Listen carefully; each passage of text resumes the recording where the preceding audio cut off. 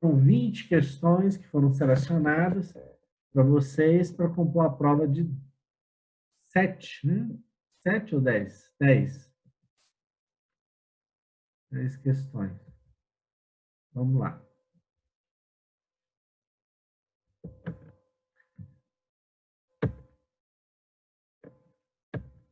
Bem, a primeira questão dizia lá o seguinte: qual a função da godiva durante a montagem do articulador semi-ajustável?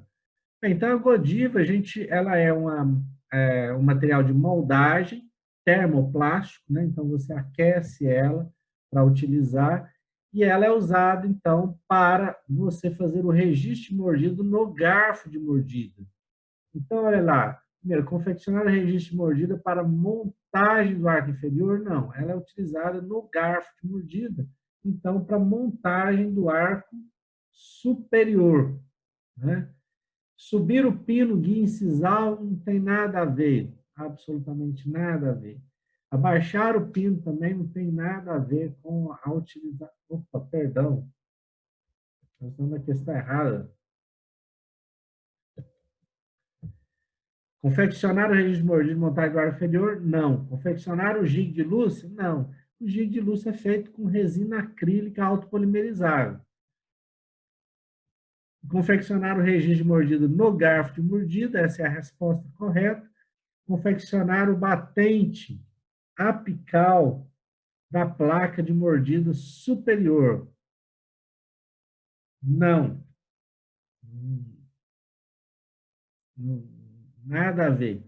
Né? Essa é uma fake. Essa é uma alternativa fake. Não tem absolutamente nada a ver. Confeccionar a retenção das moldeiras de moldagem. Também não. Então, a resposta certa seria essa terceira alternativa. 2. Durante a montagem do arco inferior no articulador semi-ajustável, é importante compensar o pino guia incisal para reduzir a espessura da cera. Esse procedimento consiste em abaixar o pino 1,5 vezes a espessura da cera, que é a resposta D. Né? Subir o pino guia incisal? Não. Subir você vai descompensar. Né? Para compensar, você precisa criar um espaço. Então, subir o pino errado, baixar o pino e incisal na medida da espessura da cera. Não, não pode ser na medida da espessura da cera, porque o pino guia ele fica à frente. Ele fica à frente. Então, como ele está à frente, o diâmetro aqui é maior do que o diâmetro lá na boca, porque trata-se, então, de um ângulo, né? Então, tem que compensar a mais, e essa medida é 1,5 vezes. Então, deu 2 milímetros, você compensa 3, por exemplo. Subir o pino guia incisal na medida da godiva do garfo.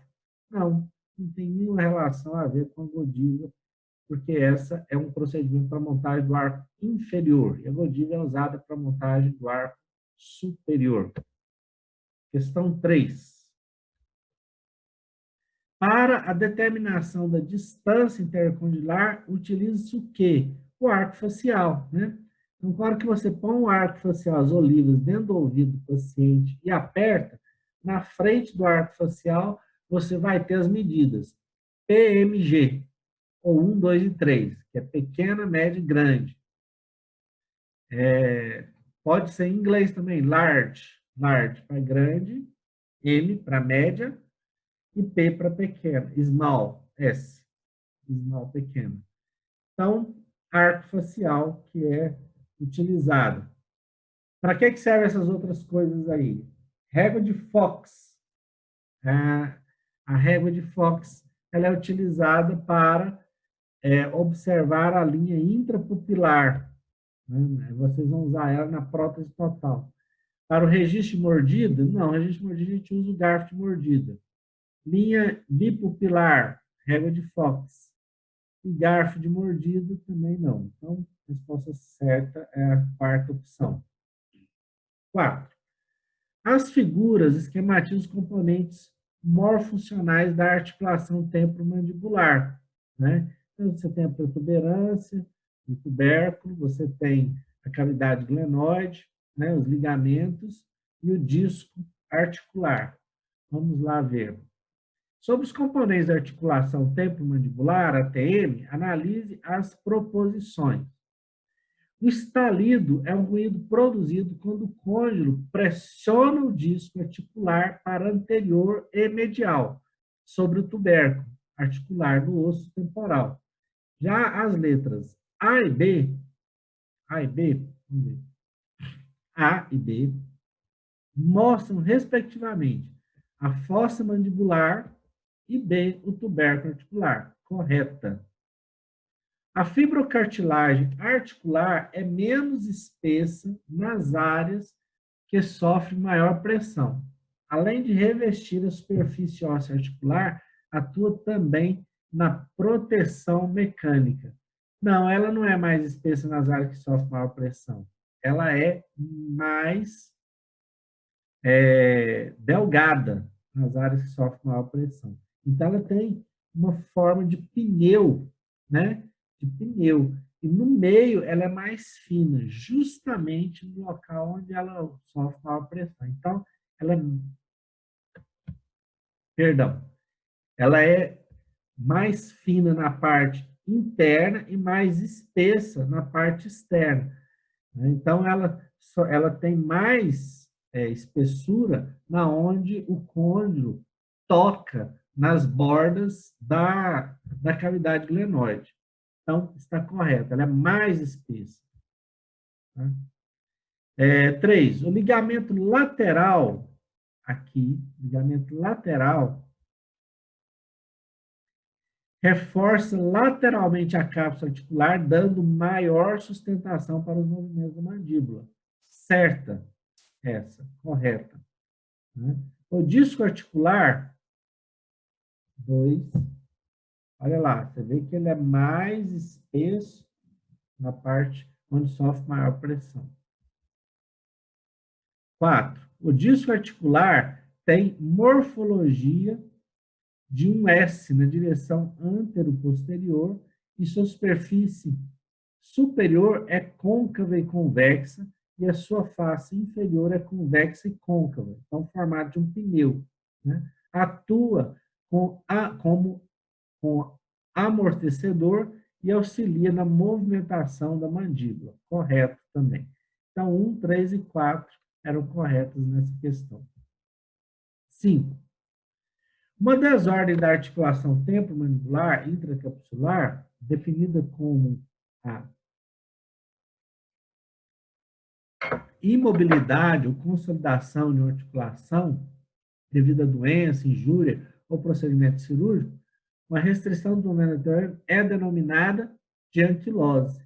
Então, quando nós temos um engessamento da articulação temporomandibular, a imobilidade, a consolidação, essa patologia é denominada anquilose. Não é uma doença inflamatória, não apresenta nenhuma característica da inflamação aí no enunciado, não é uma doença degenerativa, não há destruição da articulação, né? Há uma formação óssea, cimentação, não é deslocamento e não é perfuração. 6. O diagnóstico diferencial da disfunção neuromuscular relacionada às desordens oclusais é estabelecido em 3 etapas consecutivas. Julgue as afirmativas abaixo e assinale a alternativa correta. Estava lá descrita no livro, naquele capítulo sobre as desordens. Né? O reposicionamento mandibular em relação à cêntrica, RC, através da manipulação da mandíbula, que é chamada de redução, é a primeira etapa do diagnóstico diferencial da disfunção neuromuscular. Então, quando você tem uma desordem, você vai tentar reposicionar a mandíbula, levando o paciente em RC para observar se há pontos de contato. Então, 1 é correto. A manipulação mandibular é a segunda etapa, não, ela é a primeira, podendo ser realizada pela técnica frontal de Hanford e técnica bilateral de Dawson. Não é correto. 3, o uso do front platô, inclusive que nós vamos ver na próxima aula, ou placa de mordida anterior, é a terceira etapa do diagnóstico diferencial. Sim, é a terceira etapa do diagnóstico diferencial da disfunção neuromuscular. Tem como função desocluí-los, eliminando provisoriamente esse distúrbio, devendo promover, então, alívio da sintomatologia dolorosa dos músculos envolvidos. A primeira etapa é reposicionamento do côndilo em RC. A segunda é mapeamento e observação dos pontos de contato prematuro e de maloclusão que possam causar interferência, ou seja, diagnosticar o tipo de interferência, se ela é interferência de contato prematuro, se ela vai causar um deslizamento ou não, e aí, finalmente, se for necessário, você fazer o front platô para aliviar a dor. Então, 1 e 3 estão corretas. 7. Com relação aos movimentos mandibulares, podemos afirmar que o lado contrário que a mandíbula se desloca durante a mastigação é denominado lado de balanceio. Então, para que lado que a mandíbula se desloca no movimento de lateralidade? É o lado de trabalho. Então, assim, se eu vou mastigar de cá, né? Esse é o lado de trabalho, é o lado da mastigação. Como que chama esse lado? Lado de balanceio. Observe a figura abaixo e assinale a alternativa correta. Né? Que músculo é este? Este é o músculo pterigoide medial. Olha só, inserido por dentro do ramo da mandíbula e vai até o processo pterigoide, né? A asa interna do processo pterigoide. Olha lá. Então, pterigoide medial. Logo acima, aqui, ó, você pode observar o músculo pterigoide lateral. Então, este é o músculo pterigoide medial. Músculo masseter parece um masseter, se ele fosse pelo lado de fora, né, da mandíbula. Pelo lado de dentro é o músculo pterigoide. Vamos. Como é denominada a oclusão de um paciente quando a máxima intercuspidação não coincide com a relação cêntrica? Então, tá, o paciente mordeu. Os côndilos estão em relação cêntrica? Não, não estão em relação cêntrica. Como chama essa mordida? Chama de máxima intercuspidação habitual. É como o paciente consegue morder, é o hábito dele, né? Se coincidisse, seria máxima intercuspidação cêntrica. Se a hora que ele mordesse, os côndilos estivessem dentro da cavidade glenoide, na região mais superior e posterior, estáveis, e fosse uma posição reproduzível, então seria máxima intercuspidação cêntrica. Ou oclusão cêntrica também. Tá bom?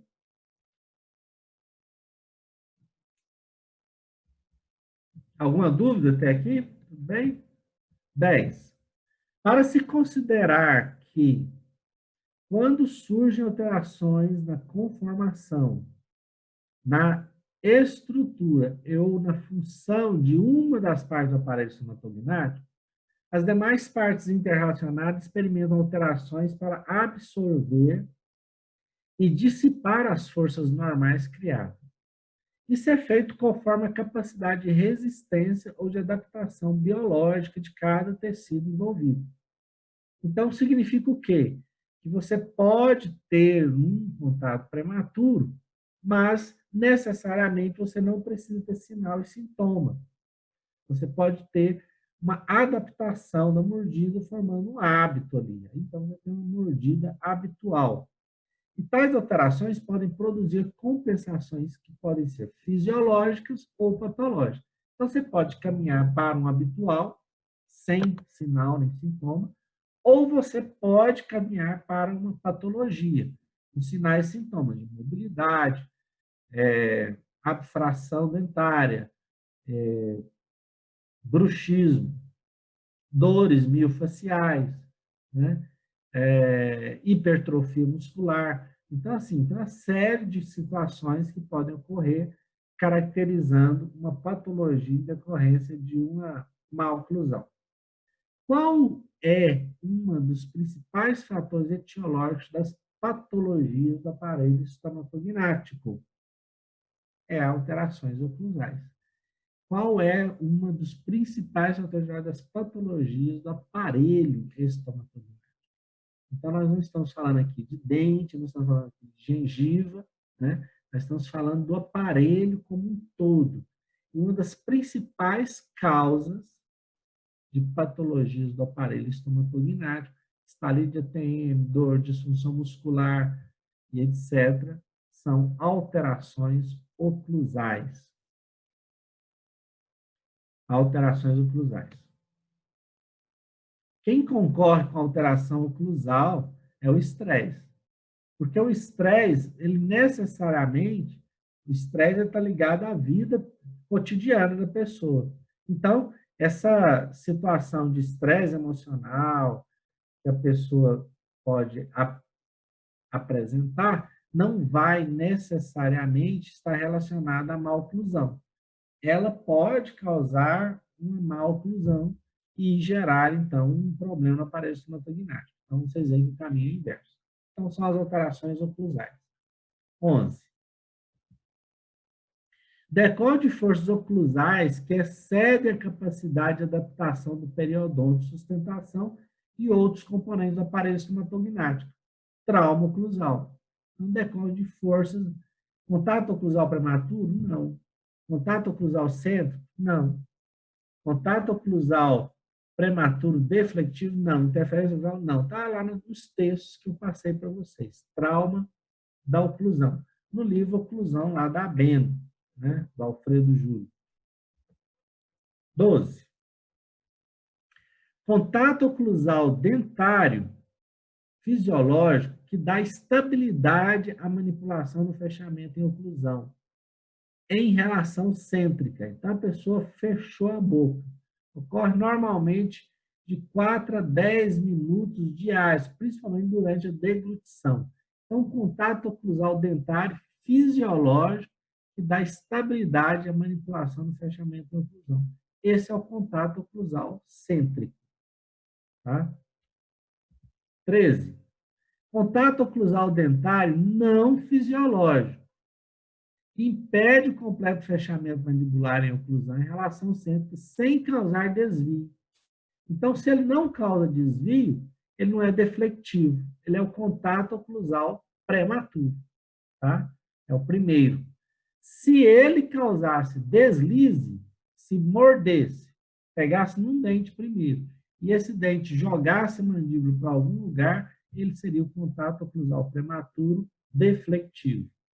Não é o centro, porque existe um contato prematuro. Ou seja, quando ele toca, os côndilos não estão em relação cêntrica. Contato oclusal dentário não fisiológico, que dificulta ou impede o completo fechamento da mandíbula, desviando da sua trajetória normal de fechamento em oclusão de relação cêntrica e gerando um deslize em direção anterior, em direção à linha média ou em direção contrária à linha média da face. Esse, então, é o contato prematuro, contato oclusal prematuro deflectivo. Resposta quarta alternativa. 15. Termo empregado para expressar o contato oclusal não fisiológico que ocorre entre as superfícies oclusais antagonista, dificultando ou impedindo os movimentos mandibulares excursivos de protrusão, de trabalho ou balanceio. Quem é essa? Essa é a interferência oclusal. Então, ela dificulta a movimentação mandibular, impedindo que ela realize esses movimentos excursivos. Então, é uma interferência oclusal. Né? Então, a interferência oclusal, lá nos molares, vai causar uma perda da guia anterior, ou da guia canina. Então, é essa interferência oclusal. 16. Interferência oclusal, ou seja, vai impedir que alguma coisa aconteça, que acontece sempre que há interferência entre a estrutura oclusal mesial. Aí agora nós vamos falar especificamente sobre a interferência oclusal, que foi aquela análise que eu pedi para que vocês fizessem lá no chat. Então, a aresta longitudinal, uma vertente triturante ou crista marginal do dente inferior e a estrutura oclusal distal do dente superior. Eu tenho a estrutura oclusal distal do dente superior, uma aresta, uma vertente ou uma crista do inferior. Esse contato promove instabilidade do côndilo, promove uma instabilidade do côndilo. O côndilo lá não consegue ir para a relação cêntrica. Vai provocar uma hiperatividade muscular, uma relação de forças laterais entre os dentes antagonistas e a ausência da guia anterior. Olha só as causas que decorrem de interferência oclusal. E muitas vezes, pessoal, essa interferência oclusal ela é causada pelo dentista que fez uma restauração, que fez uma classe 2 lá e fez uma crista marginal mais alta. Então, tem que ter muita atenção na hora de fazer uma restauração, principalmente na hora que você tira o isolamento absoluto e manda o paciente ocluir. Aonde que ocluiu? Então, o formato que você desenhou do dente lá nem sempre coincide com o formato que ele deveria ser, com a altura que ele deveria ser. Então, forças laterais de dentes antagonistas e ausência de guia anterior. Nós estamos falando de quê? Interferência oclusal no movimento mandibular excursivo de protrusão. De protrusão. Por quê? Por que eu tenho clareza que é de protrusão?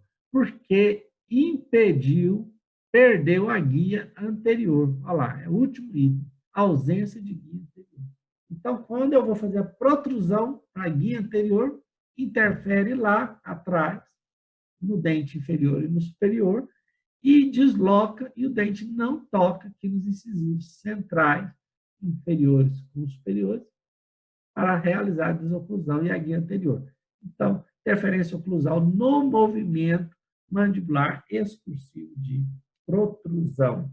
De trabalho, perderia, se fosse de trabalho, perderia a guia de canino, ou guia de grupo, e ela não estaria, seria isso que estaria lá relatado, denunciado.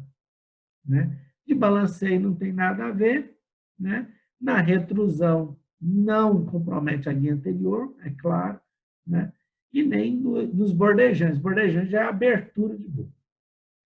Aí aqui vem a interferência oclusal, que acontece sempre que a interferência oclusal entra a vertente lisa, de um acústico funcional, palatino superior ou vestibular inferior, e a vertente triturante do lado oposto.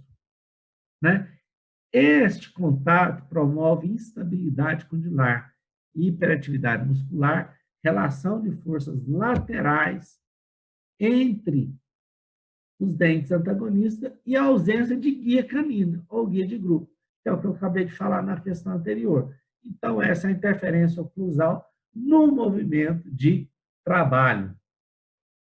18. Interferência oclusal, que acontece sempre que há interferência oclusal entre as vertentes triturantes de duas custos funcionais, palatino superior e vestibular inferior. Esse contato promove instabilidade condilar, hiperatividade muscular,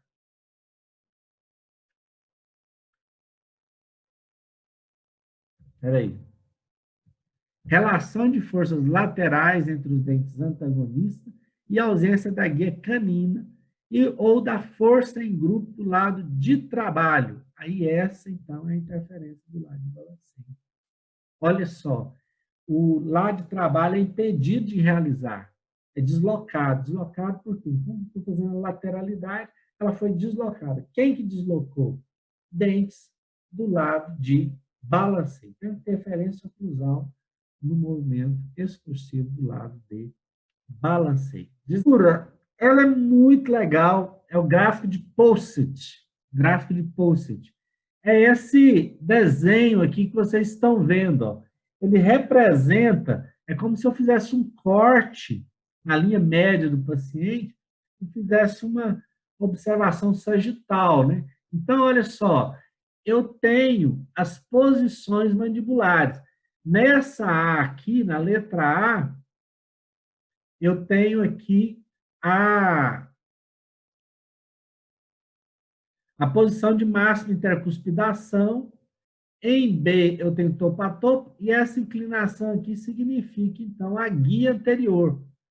Para frente, eu tenho protrusão, essa linha de CAD significa a abertura, né? Abertura máxima. Então, esses movimentos aqui, ó, ABC, são movimentos intrabordejantes. Intrabordejante significa que tem contatos dentários. Abriu, então, nós temos um movimento bordejante, de abertura de boca, tá? Tá bom. Com base na figura e nas trajetórias dos movimentos que a articulação temporomandibular realiza, julgue as afirmações a seguir. O ponto C mostra que ocorreu um movimento de protrusão máxima da mandíbula, certo? Então, quando eu jogo a mandíbula para frente ao máximo, eu tenho um movimento extrabordejante, chamado, então, de protrusão máxima. Isso está correto. 2. A trajetória dos movimentos A, B e C ocorre no plano horizontal, certo? Deslizamento da mandíbula, plano horizontal. Enquanto que o movimento... A Josiane chegando, espera aí, gente, deixa eu aceitar lá.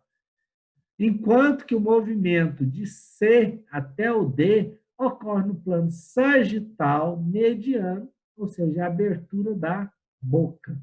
Correto. 3. A trajetória de movimento CD representa a abertura habitual da mandíbula, onde o músculo antagonista é o pterigóide medial. Não, o pterigóide medial, ele não faz esse antagonismo aí na abertura máxima. Ele faz a estabilização da mandíbula e a protrusão. Então, não. 4.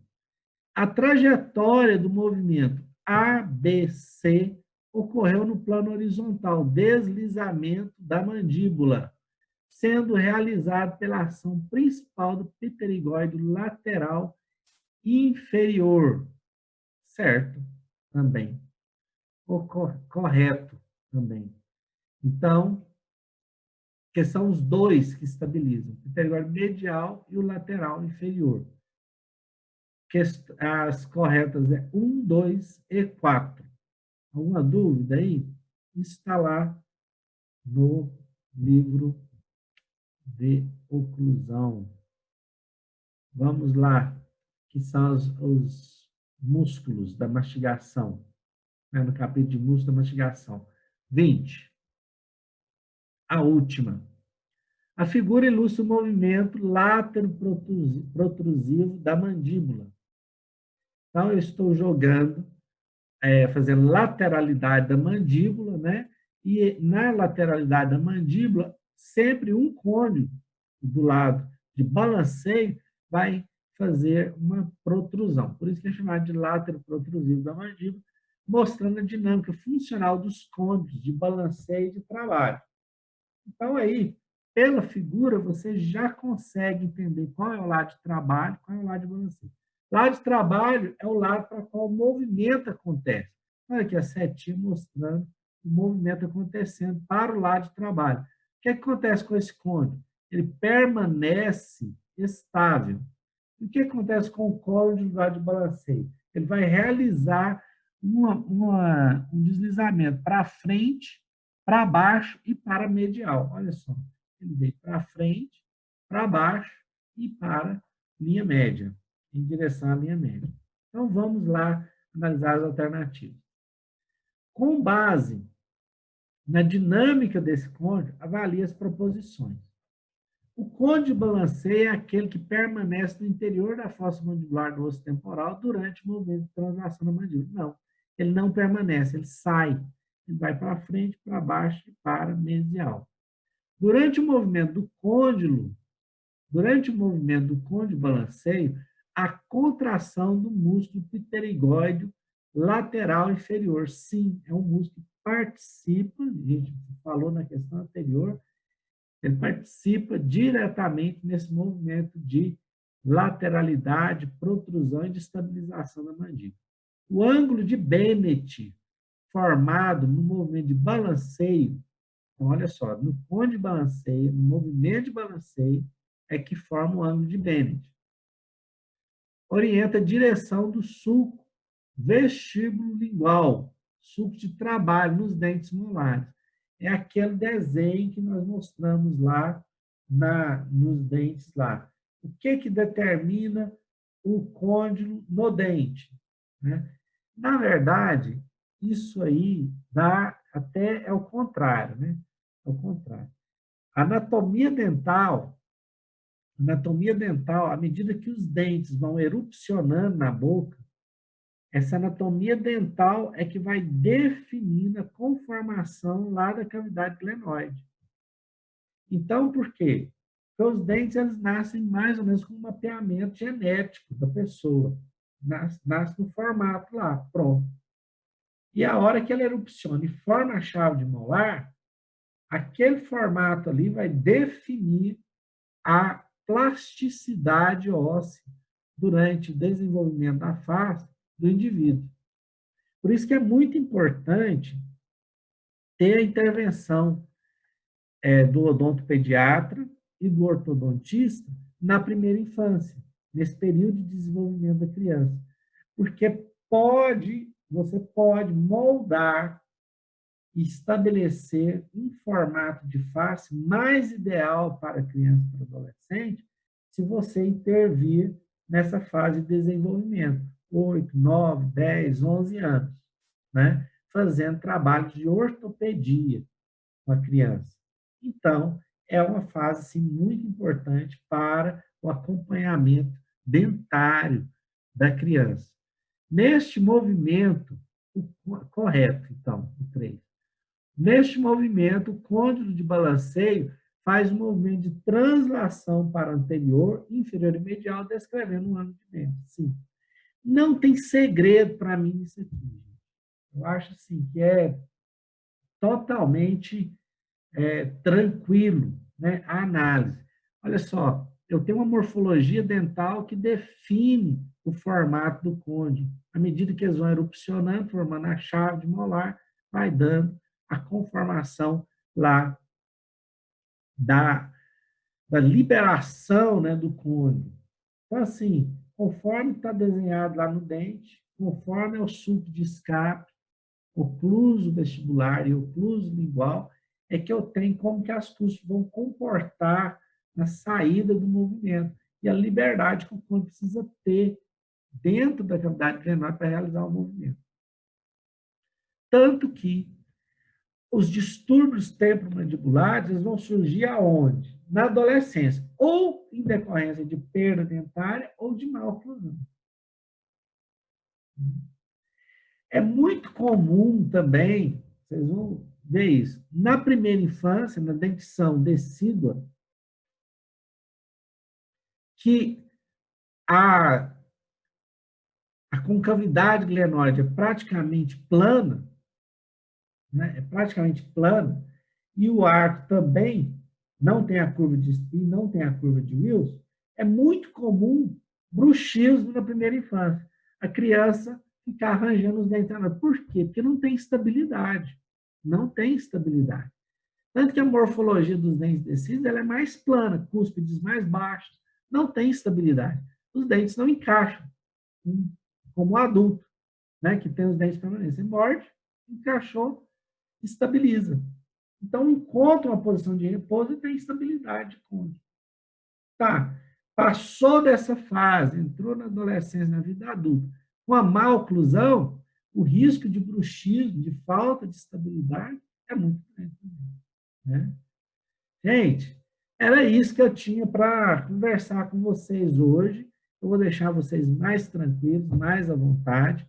Daqui a pouco, nós vamos ter um questionáriozinho. Eu até falei que eram 3 questões, e vão ser mesmo 3 questões a respeito do capítulo 5 do livro, desse livro de oclusão aqui, ó, da Abeno, tá? É aquele que está lá na biblioteca virtual. Eu vou colocar no ar, daqui aproximadamente 10 minutos, já vai estar disponível lá. Aí eu vou pedir para vocês que façam o seguinte, já entrem lá e já façam a atividade. Ela é bem simples, bem bacana de fazer. Nós vamos falar sobre problemas musculares agora, e agora nós vamos entrar na parte da oclusão bem mais prática do ponto de vista clínico, né? Então, é assim, quando o paciente chega com dor, aonde está a dor e qual músculo está causando. E com base nisso, eu consigo identificar qual tipo de problema oclusal que ele teve, tá? Então, era essa a nossa aula. Eu quero agradecer a todos aqui por terem participado. Que Deus abençoe o restinho da semana, o final de semana de vocês, juízo aí, né? Ninguém está podendo fazer nada, só ficar em casa, mas então que seja uma semana abençoada. E participem da jornada, tá? Eu já deixo o convite aqui para vocês participarem lá da nossa palestra no sábado, de manhã. Olha que beleza, já tem um programa para sábado. De manhã, de implante, tá bom? Gente, alguma dúvida, alguma pergunta? Não? Nada? Não. Então tá bom. Eu quero agradecer, um beijo para todos, para quem é para beijo, um abraço para os abraços. Fiquem com Deus, tá bom? Tchau.